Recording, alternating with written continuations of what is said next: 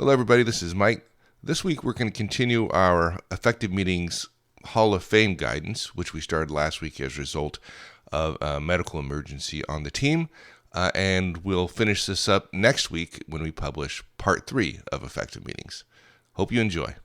Welcome to the Manager Tools Podcast for Monday, August 8th, 2005.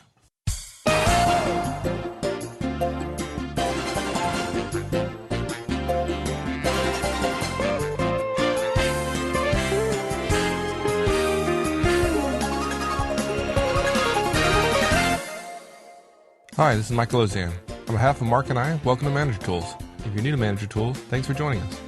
For those of you who are new, the Manager Tools podcast is really quite simple. We simply want to provide managers and leaders with specific tools and behaviors that you can use every day to improve your management skills and thereby improve your organizational performance.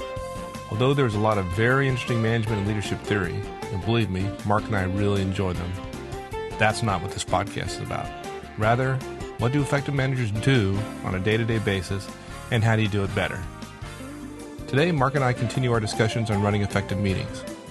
This is the second show on the topic. If you haven't heard the first, you might find it very useful to go to the website, www.manager-tools.com, and download the previous show. In addition, we have a fairly detailed outline of the show on the site, as well as a meeting agenda template that you might find very useful. So go to www.manager-tools.com and put these tools to use. So with that, let's get on with the show. Well, welcome back, everybody. Got Mark Horstman with me, and we're going to cover the second part of our series on meetings and effective meetings. Yeah. I think last time we talked about why meetings don't work. So we listed 10 things that we were recommending that folks do to have effective meetings: pre-publishing an agenda, starting on time, setting ground rules, which we didn't cover. We mentioned as one of the 10 items, but we're going to start off and talk about that today. Stick to the agenda, using a parking lot, fixing responsibilities, finishing on time, publishing minutes, continuously improving, and selecting a facilitator. Right. We talked about the first 5 minus ground rules last podcast. If you haven't listened to that, I'd suggest you go back and listen to that. So we're going to start now and get into it and start off with covering ground rules. Yeah.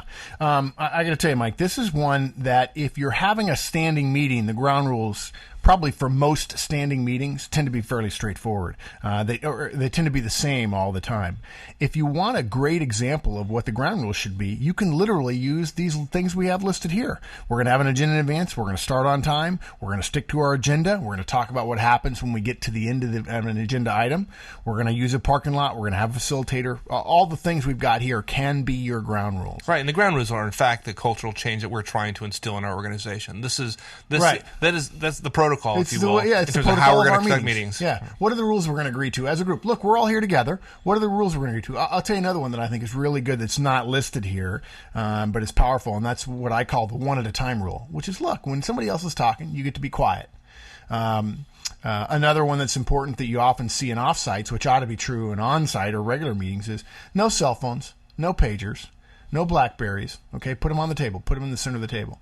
Now, some people will say, "Well, I can't survive like that," and yet they go to lunch and they ignore their voicemail, and their phone rings at their desk and they're not there. So clearly, they can get by without that. Now, if somebody's spouse calls 3 times in a 5-minute period, okay, fine. They need to step out and take that call. But I think it's a very good ground rule to say, no cell phones, no pagers, or at least put them on stun, on vibrate, so it doesn't interrupt the meeting. The person who gets up 3 or 4 times to answer calls during a meeting and then talks in the corner of the room, totally unacceptable. They should walk outside to do it, or literally just ignore it and let it go to voicemail. They would if they were in the bathroom. If they were in a meeting with somebody 2 or 3 levels up, they would ignore it. So I think it's reasonable for them to ignore it in this particular case.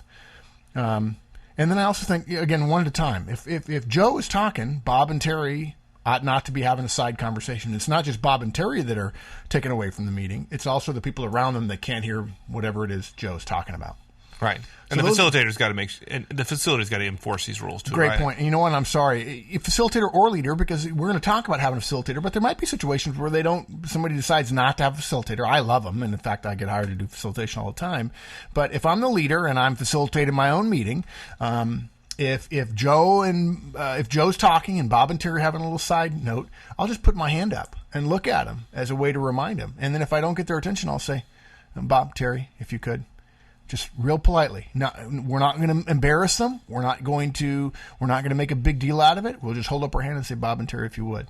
And then if in 3 meetings in a row, Bob and Terry continue to have a ongoing sideline conversation and they're taken away from the rest of the meeting, I'm going to take them aside and say, hey, can I give you guys some feedback? When you have sideline conversations, other people notice it takes away from the rest of the meeting. What can you do differently? You know what they're going to say? We'll stop. Okay, great. And if they really need to talk, we want to hear from them. We want to share with everybody else. We don't want to do what your elementary school teacher is. Would you care to share with everybody else what you're talking about? We're not going to embarrass them. We're just going to say, hey, listen, Joe's talking. One at a time. It's a ground rule. A neat thing, by the way, about ground rules is to write them on a sheet of paper and post them in a room. If you have a conference room, leave it posted. Use one of those 3M sticky note easel pads and stick it to the wall so people can put on a don't erase or don't take down. And when you have somebody who's violating the ground rules, like you're over on time or they're talking out of turn, their cell phone's always going off, rather than the leader or the facilitator being the enforcer, you can actually let that piece of paper be the enforcer, and you can walk over to it and point to it silently and remind everybody, hey, we got a ground rule about that, just by your actions, and then go back and sit back down. Right. We're going to talk about this again, right, when we come back to continuously improving. Yes, absolutely. The ground rules are one of those things we're going to hold ourselves against to see how well we met. Yeah, are we always violating one of our ground rules? If so, is it really that important, and do we need to be a little bit more effective in some way? Yeah. Exactly. So those are ground rules. And again, if somebody wants to start for ground rules, the ones we already have on the website document that hopefully a bunch of people have already grabbed, that's exactly what you can start with. Okay. Fixed responsibilities is the next high item. What do you mean by that? Yeah, this is my favorite thing. If you started late, if you finished late, although starting and finishing on time it will make you a god in most places.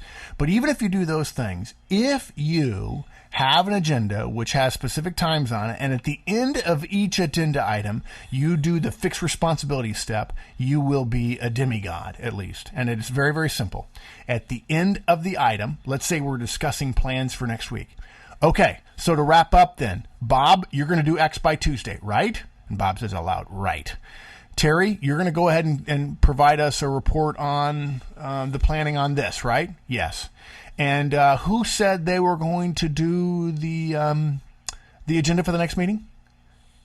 And if nobody says anything, then you got to assign it to somebody. The problem we have is too many people are allowing the item that they're talking about to just sort of fall away. It just drifts away. Okay, we all on track? Well, no, not really. And nobody really knows who's committed to what. And if you get somebody to commit to something out loud in a meeting, they're much more likely to follow up on it. So you wrap each agenda item. What's going to be done, by who, by when. So, Bob, you're going to do X by Friday, right? And you notice we don't tell Bob you're going to do X. We say, Bob, you're going to do X by Friday, right? And you ask it as a question. That way, Bob has to say out loud, yes, or no, or I didn't understand. Right. And you've got verbal confirmation in front of the rest of the And he's made a public commitment. Exactly. That's it. So at the end of each agenda item, you wrap it. Who's going to do what by when, period. Hey, finish on time.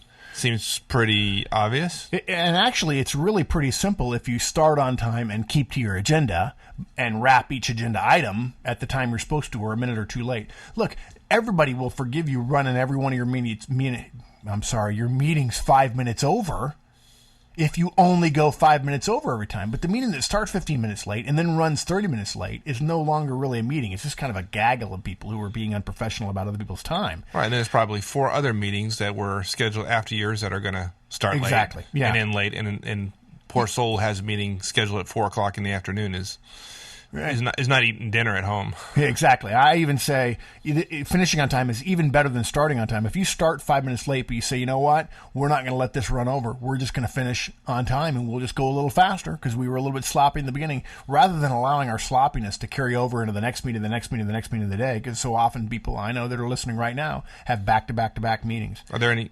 exceptions to that rule? There is one exception. The general rule is never go over. And here's the exception. If you are at least 10 minutes before the end of a meeting, and we're assuming meetings are an hour long, even though they can be much shorter than that. Any meeting that anybody else out there can get done in an hour, I can get done in 45 minutes. I really, truly believe that. But if, in fact, you're 10 minutes before the end of the meeting, and you believe an additional 5 or 10 or at the most 15 minutes of your meeting, 15 minutes you can finish everything on your agenda. You stop 10 minutes in advance and you say, okay, time out. We're going to run over by 5 minutes. I believe we can finish everything on the agenda if we run over by 5 or by 10 minutes. Can I get a consensus that that's what we're going to do? And ask the group. And if 5 of the 10 people say, I'm sorry, I got to go to another meeting or I'm already late or whatever, then you're going to say, nope, can't do it. But if you get strong consensus that 10 more minutes, everybody in the same room can finish, and you will finish everything on the agenda, then it's okay to go over. You cannot ask that question at the top of the hour, 1 minute before the end of the meeting. Okay, wait, we're just going to go 10 more minutes, because that's really not managing your time well. But that's the one exception. If you give some people some advance notice and you ask for their commitment, if you ask for consensus on it, then I think it's reasonable. What's much more powerful, though, is if you run your meeting well by starting on time and handling each agenda item and wrapping each agenda item, you can finish early 90% of the time. So the other exception to finishing on time is finishing early. And, of course, you've got 5 minutes on the agenda for the parking lot. So if our meeting, again, is from 2 to 3, at 2:55, the last thing on the agenda is parking lot from 2:55 to 3, and at 3 o'clock it says adios or adjourn or whatever the case might be. It is so important to finish on time and to send a message to your folks that you're not going to keep them over so they can professionally plan their day around the meeting, that it's worth Bob, who tends to run on a lot, getting a little bit of a bruised ego.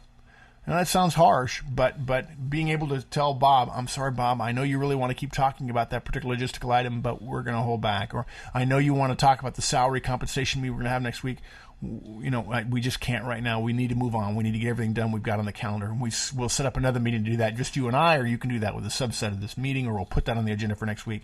It's worth a little bit of tension, a little bit of conflict at each one of those inflection points during the meeting to finish on time. People will love you as a manager, as a meeting manager, if you finish on time. And it's a great way to show respect for your folks. Yeah, agreed. Yeah. Absolutely. Oh, one more thing about finishing on time. If it's 2:59 and you're not done, you've got 2 more things on the agenda, you still say, you know what, it's 3 o'clock, close the books, we're done. Well, wait, there are 2 more things. You know what, I didn't ask for more time. These meetings are going to finish on time. I'll talk to you all later. I'll send you an email. We'll figure out what we're going to do, but we're not doing it now. This meeting's over. And if you're the meeting manager, you stand up and you walk out. If you sit there and say the meeting's over, people will sit around and they'll keep talking. And no one will feel comfortable leaving, and so they feel like the meeting is still going on. You've got to end the meeting. Otherwise, everybody else will sit there as a matter of respect out of your position and your power. Stand up, end the meeting, walk out. And then everybody else will feel free to go. And yet you'll still be able to have enough respect and professionalism. You can come back and cover what you need to cover. And it's not respectful to the person who had another meeting, left. Other folks are acting as if the meeting's still going on. They're actually reaching some conclusion, making some decisions, and one of the stakeholders is not there to represent their interest. Exactly right. Perfect. Yep. So what was next? Publish minutes. Okay. Meeting's over, right? Yeah. And this is a frustrating one because a lot of people think of Robert's Rules of Order and they've got to have, they want to make it really formal and so on. I don't care if the minutes are handwritten, but basically all minutes are who said they're going to do what and what we decided on. It's really the high level actions and owners that came out of the meeting. As quickly as the meeting is done now, in an ideal situation, you have your admin there. And if you have an admin and your admin is not coming to some of your meetings, the ones that you have minutes in, obviously you don't need meeting minutes handled by a third person for all of your one-on-ones or meeting minutes for your stand-up meeting with your admin first thing in the morning. But if you have a meeting of your staff, of your team, and you have an admin, that admin can come in and take notes of that meeting rather than you scribbling minutes furiously based on your memory. But basically, all it does is highlight who said they were going to do what and what was decided and what was reported. And it's a series of bullets. It's not a whole lot of discussion. It's not a whole lot of detail. Not summarizing every single point that was made. Absolutely not. And if you don't have an admin, the easy way to do it is there are 10 people in the meeting. Just rotate who's responsible for the minutes. Try to avoid the person who's doing the minutes for that week having a significant role in contributing or presenting. Okay? Now, that doesn't mean that one person always gets skipped. And ideally, the facilitator can take minutes because the facilitator, as we'll learn later, does not contribute to the content part of the discussion, but really just handles the process of the meeting. But again, highlight who's going to do what. It might be as simple as we discussed compensation levels for next year. Bob said he'd get the spreadsheet to Mark by Friday. Terry said she'd have bonus numbers in email by Tuesday.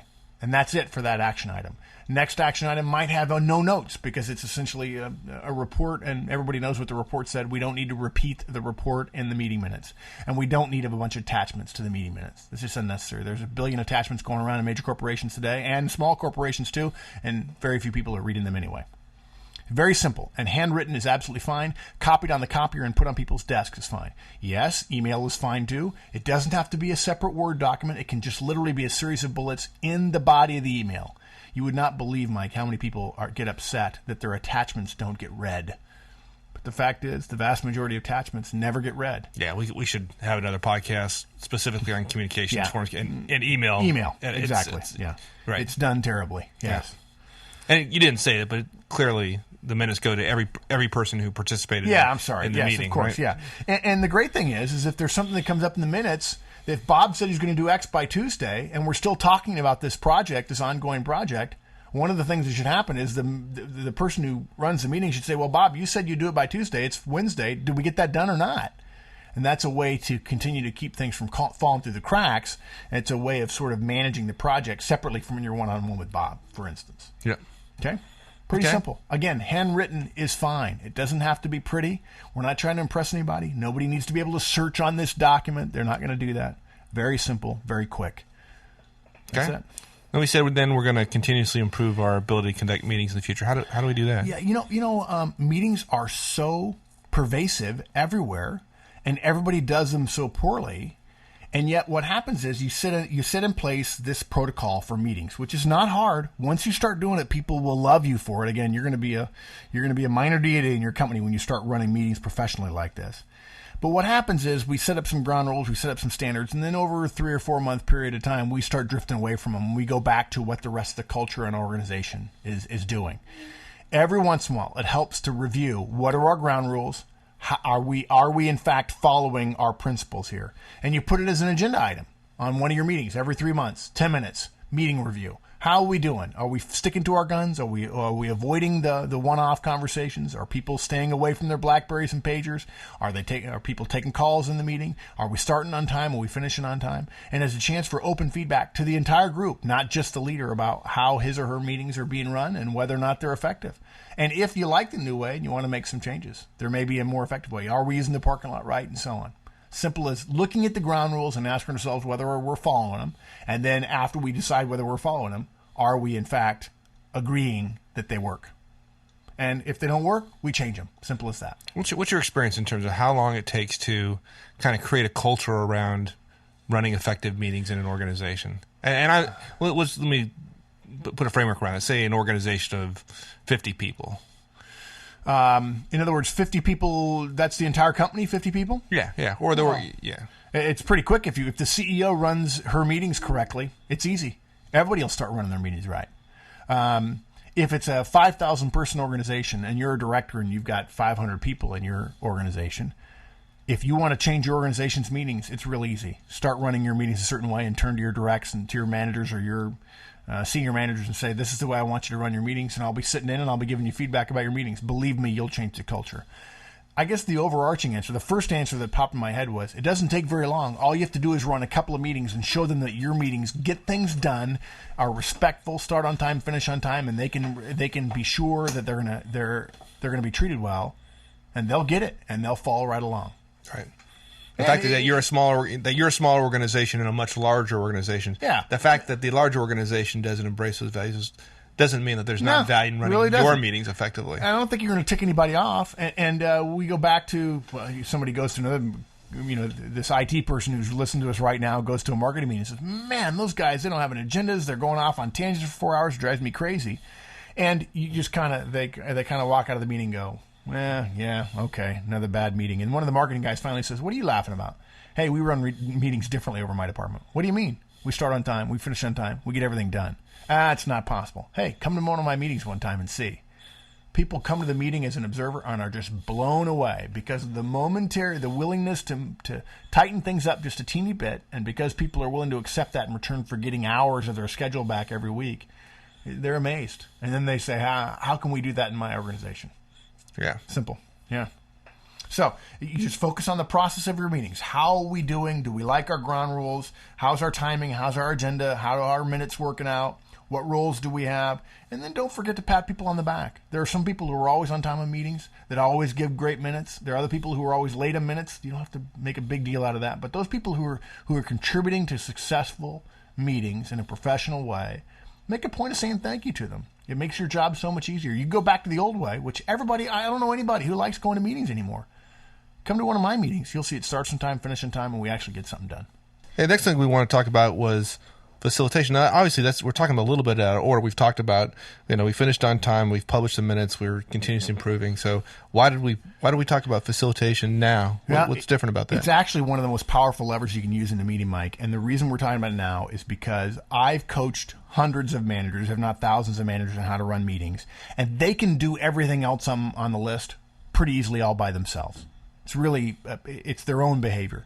Having a facilitator is a little bit harder, and I've seen more managers struggle with this, so I wanted to take it out of the stream and take an extra couple of minutes to talk about it.